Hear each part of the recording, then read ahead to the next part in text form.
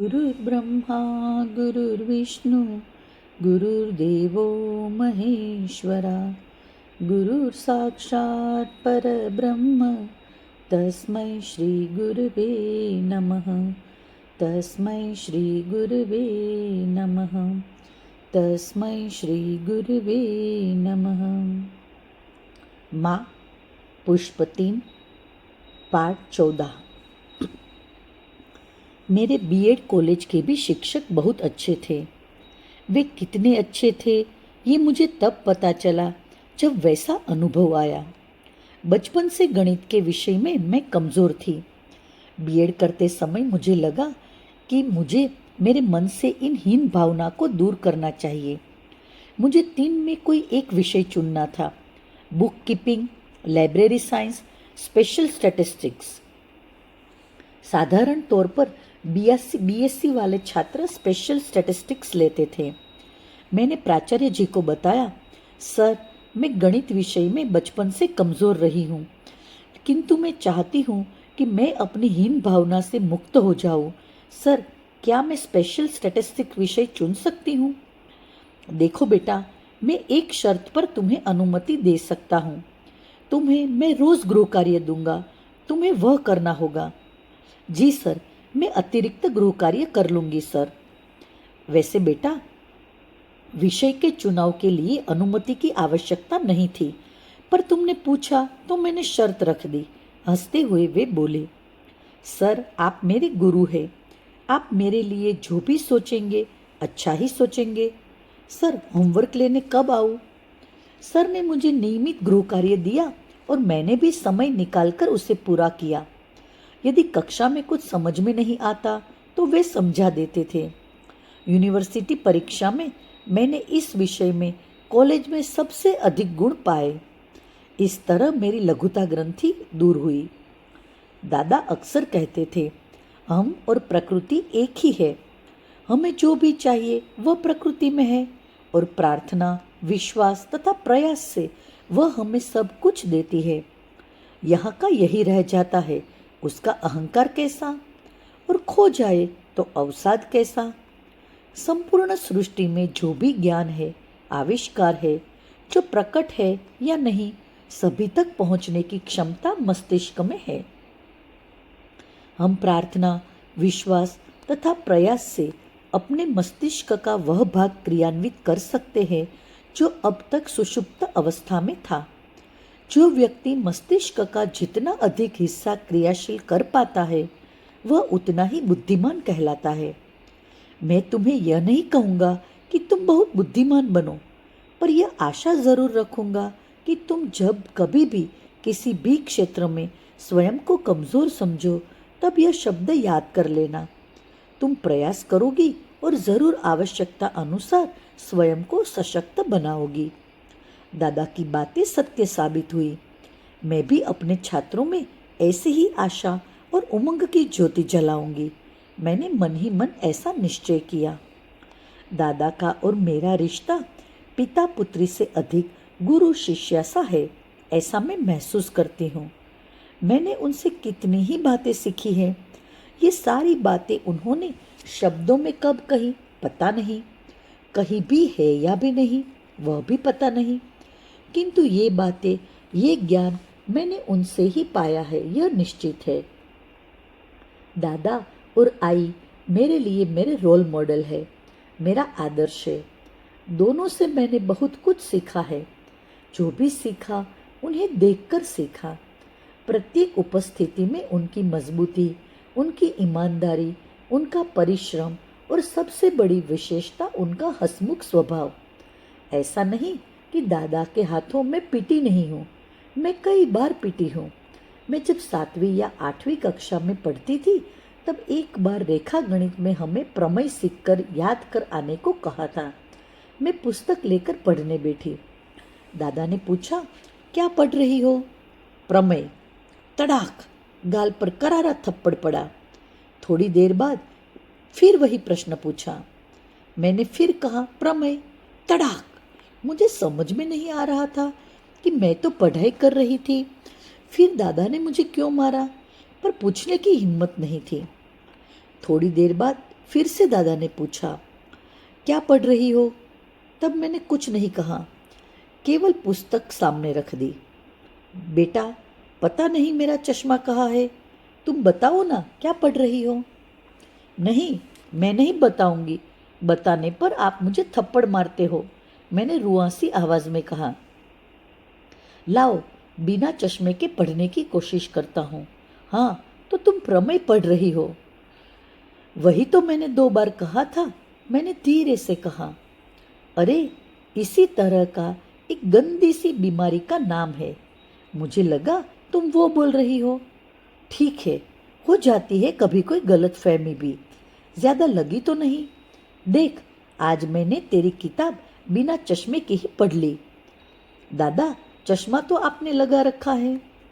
अरे, लगा रखा है, तभी मैं सोचूं सब एकदम साफ साफ कैसे दिख रहा है। सब हंस पड़े। पिता की डांट फटकार में भी प्यार होता है, भले ही मन दुखाए वो कटु शब्दों प्रहारों से, बचाता किंतु वो हमको जगत के दुष्प्रहारों से। पिता ही छत, पिता ही संबल, पिता ही ढाल होता है। पिता की डांट फटकार में भी प्यार होता है। पिता घोड़ा, पिता गाड़ी, जो देता मुफ्त सवारी। पिता गुल्लक, करे हर एक मनोकामना पूरी। बेटी अभिमान पापा का, पिता सम्मान होता है। पिता की डांट में फटकार में भी प्यार होता है। करे वो नेह बेटी से नहीं अभिव्यक्त करता है, दिखाता वज्र सा खुद को मन नवनीत होता है। पिता कर्मठ, पिता धीरज, पिता ईमान होता है। पिता की डांट में फटकार में भी प्यार होता है। बेटी भावना का जल बन पहुंचे दरारों में, पाती था अमृत की छुपी जो जनक के उर में। बेटी आंख का तारा, पिता विश्वास होता है। पिता की डांट में फटकार में भी प्यार होता है। मेरा 21 दिवसीय सेमिनार पूर्ण हुआ। वहाँ से हम नागपुर गए। वहाँ हमें बहुत अच्छा लगा। घर में सभी परिवारजन थे, इनकी बहनें, उनके बच्चे सभी थे। यहाँ भी गर्मी तो बहुत थी, किंतु कूलर होने से गर्मी की तकलीफ नहीं हुई। बच्चों को लेकर ये तथा बाबा और सभी ननदे एक दिन अंबाझरी गए। बच्चों को बहुत ही अच्छा लगा। दूर तक फैली झील और हरे भरे वृक्ष। बच्चों को तो लौटने का ही मन नहीं था। लौटते समय अम्बरीश तथा छोटी ननद के बेटे को गुब्बारे दिलाए। नागपुर आए 4-5 दिन हो गए थे। मुझे अम्मा जी की बहुत याद आ रही थी। उन्हें मिले कितने वर्ष हो गए थे। मैंने इनसे इस विषय में बात की तो इन्होंने कहा, उन्हें यही बुला ले। इतनी गर्मी में तुम वहां जाओगी और शाश्वती को कुछ तकलीफ हुई तो। इस बात के लिए मेरा मन नहीं मान रहा था। जीवन के कठोर ग्रीष्म में अम्मा जी शीतल छाया थी। उन्होंने माँ की तरह मुझे संभाल लिया था। उन्होंने अनुराग को संभाला ही नहीं था, अपितु मुझे भी मानसिक आधार दिया था। उनका स्नेह, अपनापन अनमोल था। भाभी जी, नारू, इति, भाई साहब सब कैसे होंगे? नारू इति तो अब बड़े हो गए होंगे। वे अनुराग से शायद 7-8 साल बड़े थे। शायद 12वीं कक्षा में होंगे या कॉलेज पहुंच गए होंगे, पता नहीं। अम्मा जी के साथ बिताया वह समय अद्भुत था। वे कितने अपनत्व से और अधिकार भाव से बातें करती थी। रिश्ता होना और अपनत्व होना अलग बात है। रिश्ता ना हो पर अपनत्व भी हो और अपनेपन का अधिकार भाव भी हो, ऐसा दोस्ती में तो होता है, किंतु अम्मा जी के संदर्भ में यह अनूठा था। वे मेरी सखी नहीं थी, माँ की उम्र की थी, बल्कि माँ से अधिक उम्र थी उनकी। वे मेरी कौन थी? कुछ भी नहीं, किंतु मेरे मन में उनका स्थान आई तथा माँ के समानांतर था, शायद अधिक ही था। उनकी वात्सल्यपूर्ण आंखें, उनका नथ, उनके पाँव का कड़ा आज बहुत याद आ रही है उनकी। भाभी जी के हाथों के दाल बाफले, चूरमा के लड्डू, मीठा दलिया, कभी दलिया की खीर, वाह, याद करते ही मुंह में पानी आ जाता है। बाबूजी, पप्पू जी भाई साहब कैसे होंगे? न जाने क्यों मन बहुत विचलित हो रहा था। उनका फ़ोन नंबर भी याद नहीं था। बाबा, क्या आपके पास अम्मा जी का फ़ोन नंबर है? अम्मा जी यानी वही ना जिनके घर तुम किराए से रहती थी? देखता हूँ। बेटा, मेरे पास नहीं है। बाबा, इसे अम्मा जी से मिलने की बड़ी इच्छा है। उन्हें नाश्ते के लिए या भोजन के लिए आमंत्रित कर ले। आप जैसा ठीक समझे वैसा निमंत्रण मैं दे आता हूँ। ये जाने की जिद कर रही है, पर इतनी गर्मी में शाश्वती को लेकर कहीं जाना मुझे ठीक नहीं लग रहा है, इसलिए। इनकी बात पूरी भी नहीं हुई थी, तभी बाबा ने कहा, हाँ ज़रूर बुलाओ, अपनी बहनों से बात कर लो और निर्णय लो। इन्होंने बहनों से बात की और अम्मा जी को आमंत्रित कराए। मैं मन मसोस कर रह गई। काश मैंने इनसे विस्तार से बातें की होती। मेरे और अम्मा जी के रिश्ते को ये क्या जाने। मेरे भीतर जब वक्त की गर्मी से सब सूख रहा था, मैं जब बेजान मशीन सी हो रही थी, तब उनकी भावनाओं की नमी ने मेरी जीवंतता कायम रखी, मुझे शुष्क नहीं होने दिया। मैं उनके संपूर्ण परिवार की रूढ़ी हूँ। सभी ने मुझे अपनाया था।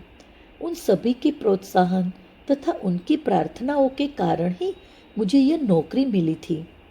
वे कल यहाँ आए तो भी औपचारिक औपचारिक मिलना ही होगा। यदि मैं वहाँ जाती तो अम्मा जी के साथ मैं भी फर्श पर बैठती, नारू इति, अनुराग अम्बरीश खेलते, शाश्वती को खिलाते, भाभी चाय नाश्ता लाती और हम सब कितनी सारी बातें करते। मुझे उन्हें मेरे स्थानांतरण तथा वहाँ की बहुत सी बातें बतानी थी। सच कहूँ तो इतने दिनों बाद मिले तब मुझे मेरे और उनके बीच कोई भी नहीं चाहिए था। हमारा प्यार, हमारी आत्मीयता को माँ बाबा शायद नहीं समझेंगे।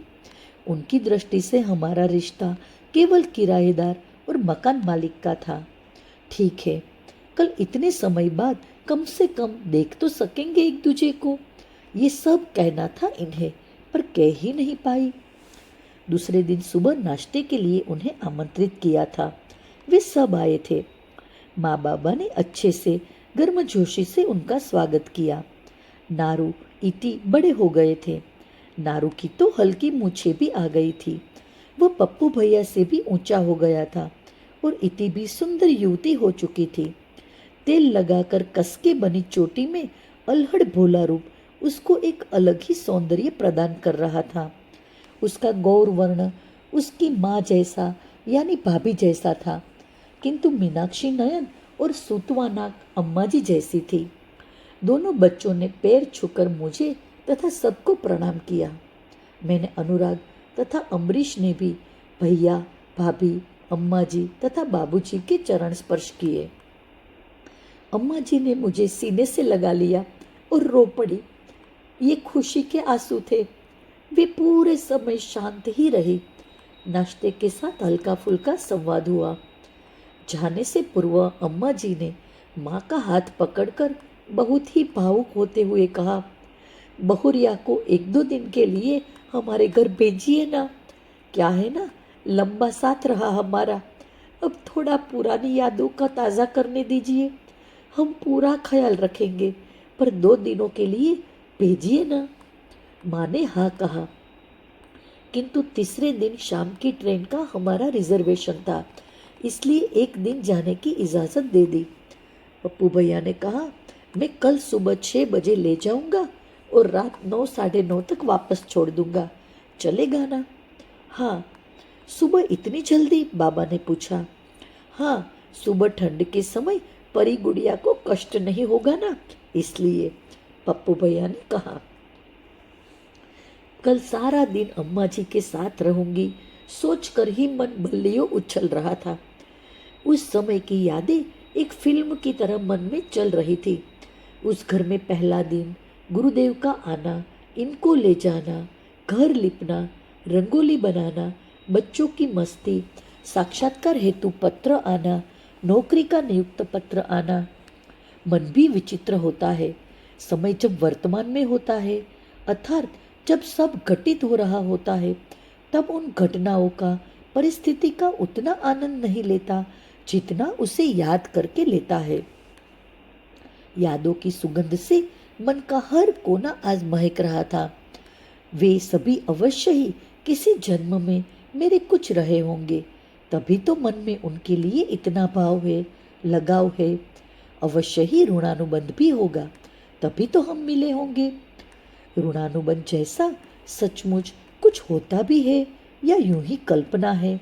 सुना है माता पिता, संतान, भाई बहन, पत्नी पति, सारे रिश्ते ऋणानुबंध के कारण होते हैं।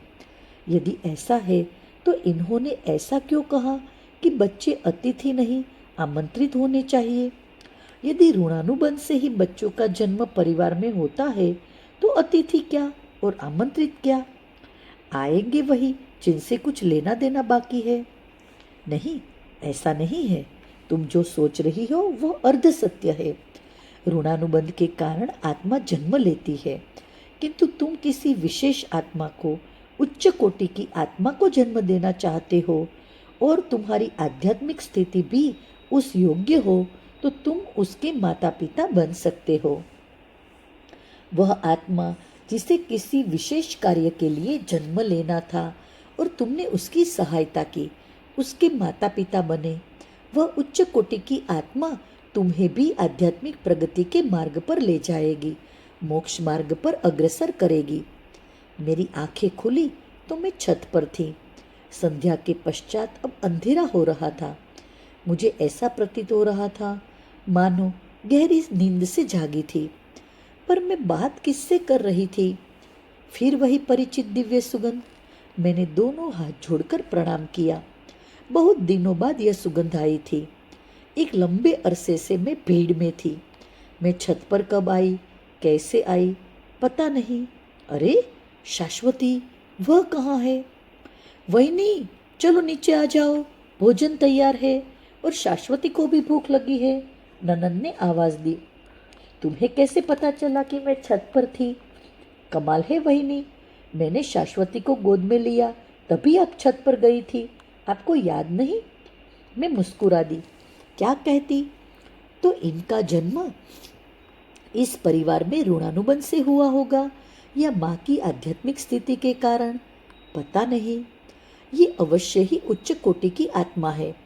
इनके मन में कभी किसी के लिए दुर्भावना नहीं दिखी, न किसी के प्रति घृणा या क्रोध ही दिखा।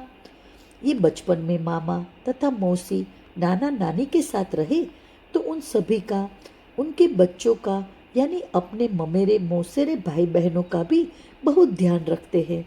नौकरी लगने पर ये जब कभी भी उनसे मिलने जाते थे, उपहार में महंगी वस्तुएं लेकर जाते थे और आज भी वही सिलसिला बदस्तूर जारी है। अर्थात ये अपना ऋण उतार रहे हैं। वैसे तो कठिनाई के समय जो सहायता करे उसका ऋण वस्तुओं से चुकाया नहीं जा सकता, किंतु यदि उन्हें किसी भी तरह से खुश किया जा सके तो भी तसल्ली होती है।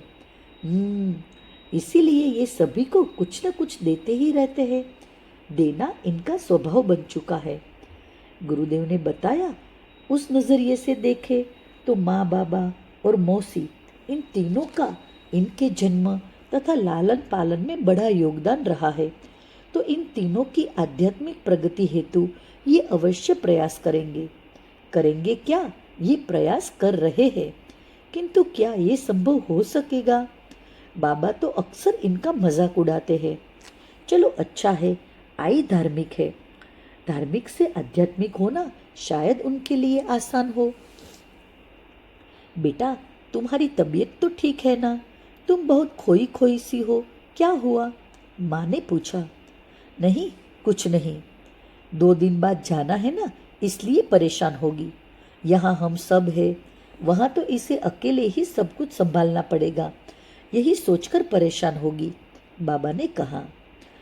बेटा, शाश्वती 6 महीने की होने तक यहीं रुक जाओ और तुम्हारा स्थानांतरण यही हो जाए उसका प्रयास करेंगे। तुम चिंता मत करो। नहीं माँ, मैं बिल्कुल ठीक हूँ, बस जरा नींद आ रही थी इसलिए चुप थी। मैंने कह तो दिया, किंतु अर्ध सत्य बोलकर मुझे अच्छा नहीं लगा। जो विचार मैं कर रही थी उसके बारे में मैं क्या कहती? वे मेरे बेहद निजी विचार थे। मैं कमरे में गई तथा सामान समेटकर व्यवस्थित रखा। बच्चे खेल खेल में कमरा अस्त व्यस्त करके रख देते थे। फिर हम सभी के 3 दिनों के लिए आवश्यक कपड़े अलग रखे तथा शेष कपड़े सूटकेस में जमा रख कर दिए। सूटकेस बंद करते समय मुझे हंसी आ रही थी, क्योंकि सूटकेस बंद करते मुझे देखकर ये बहुत हंसते हैं। मैं सूटकेस में कपड़े रखती हूँ तो इस तरह से रखती हूँ कि उसमें 1 सेंटीमीटर जितनी भी खाली जगह नहीं छोड़ती हूँ। खाली खाली छोटे वस्त्रों में मैं अंतर वस्त्र या मोजे, रुमाल जैसे कपड़े रख देती हूँ। रखती क्या हूँ, ठूस देती हूँ। थोड़े अधिक कपड़े रखने से सूटकेस बंद नहीं होती। तब मैं कमर से ऊपर के शरीर का पूरा वजन सूटकेस पर डालकर बंद करती हूँ। ऐसा करते देख ये कहते हैं, अरे अब जान लेकर मानोगी क्या, छोड़ो उसे छोड़ो। हाय, बेचारे के पेट से ज्यादा तो सामान ठूस रखा है उसमें। मैं भी हार नहीं मानती, उसे बंद करके ही दम लेती हूँ। हम गृहिणियों को कम जगह में अधिक सामान रखने की आदत होती है, तभी तो नमक, चीनी, आटा कुछ भी डिब्बे में भरते हैं तो डिब्बा थोड़ा हिला के, थोड़ा जमीन पर ठोक कर डिब्बे में अधिक सामान भर ही लेते हैं। दूसरे दिन अम्मा जी के घर जाना था। मैंने वहाँ के लिए कपड़े एक थैली में रख लिए। बच्चों के लिए एक एक जोड़ी अतिरिक्त कपड़े तथा शाश्वती के लिए भी काफ़ी कपड़े रख लिए। दूसरे दिन सुबह पप्पू भैया कार लेकर आए। मुझे लगा होगी किसी और की कार, पर उनको कार चलाते देखकर और उनके हावभाव से समझा कि वह उनकी ही कार थी। कल जब वे आए तब भी मैं अंदर थी, और जब वे जा रहे थे किसी ने मुझे बाहर आने ही नहीं दिया।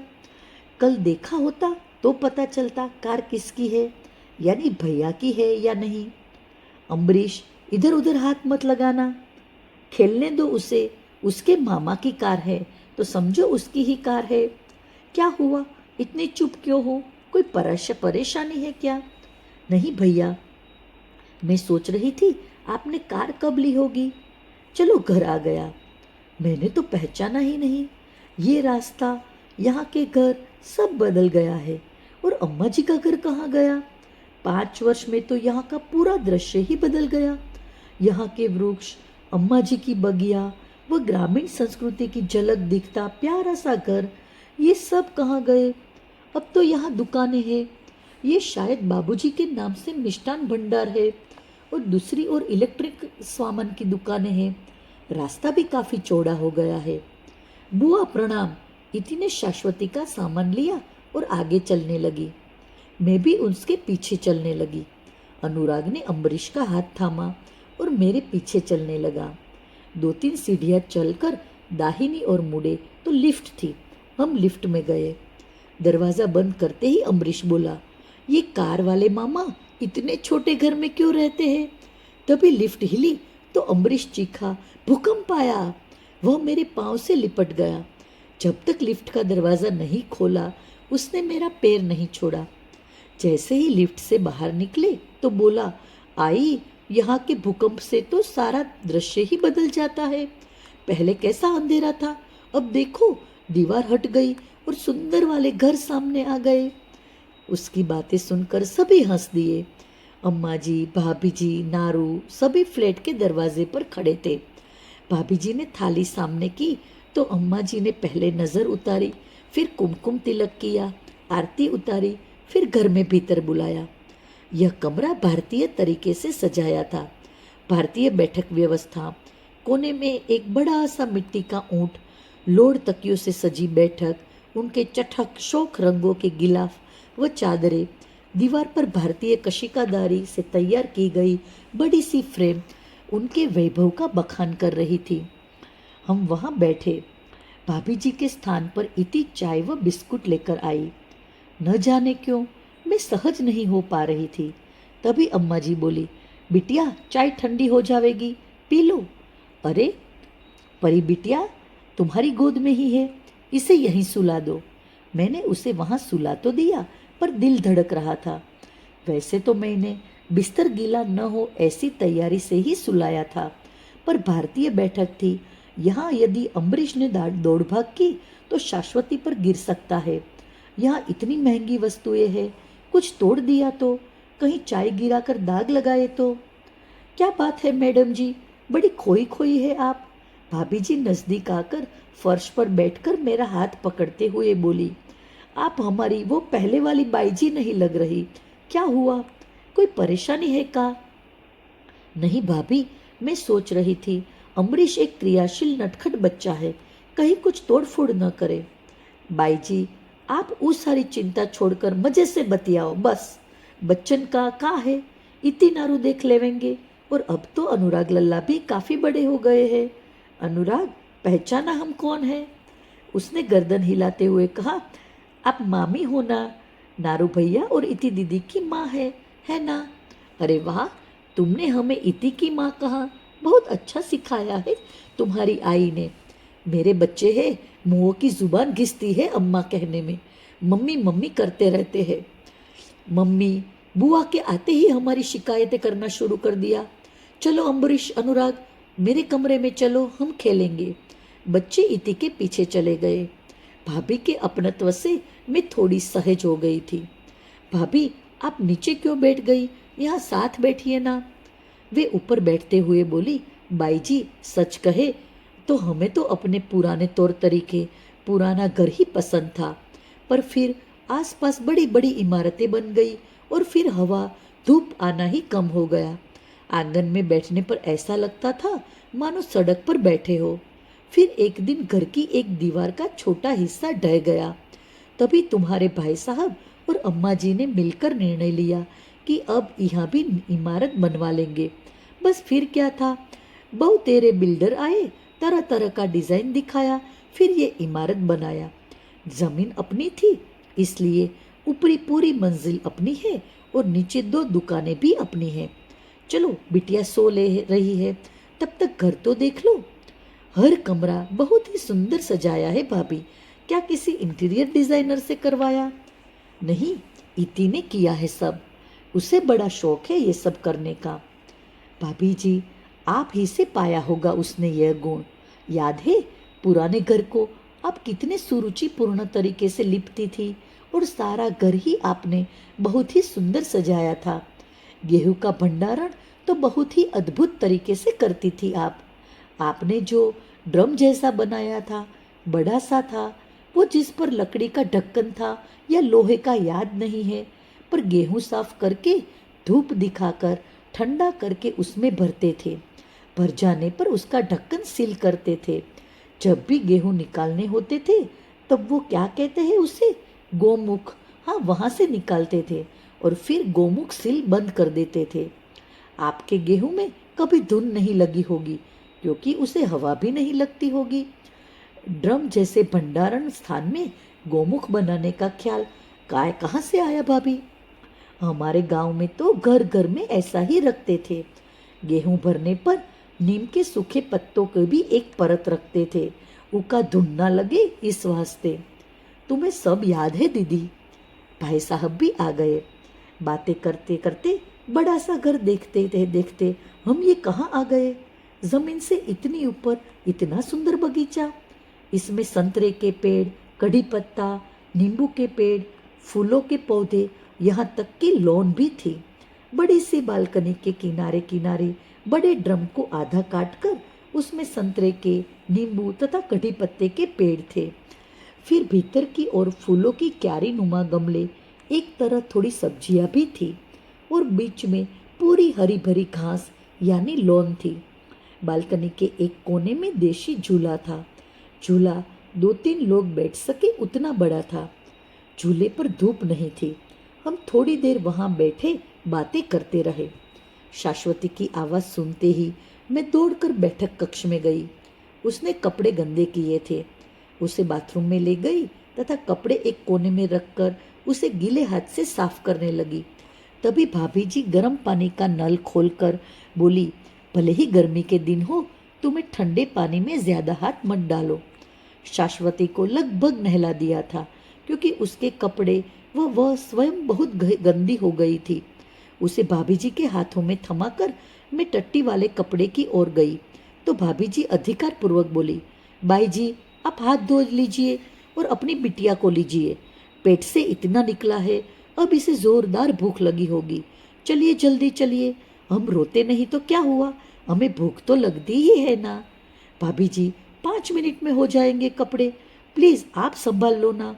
नहीं, बिल्कुल नहीं, आई दूध पिलाएगी, मामी कपड़े धो लेंगी, चलो चलो। बिटिया यहाँ आ जाओ, अम्मा जी ने बुलाया। मैं शाश्वती को लेकर उनके कक्ष में गई। मैंने शाश्वती को दूध पिलाया तथा बाद में गीले कपड़े से उसका मुंह पोंछकर पलंग पर लिटा दिया तथा मैं और अम्मा जी बातें करने लगे।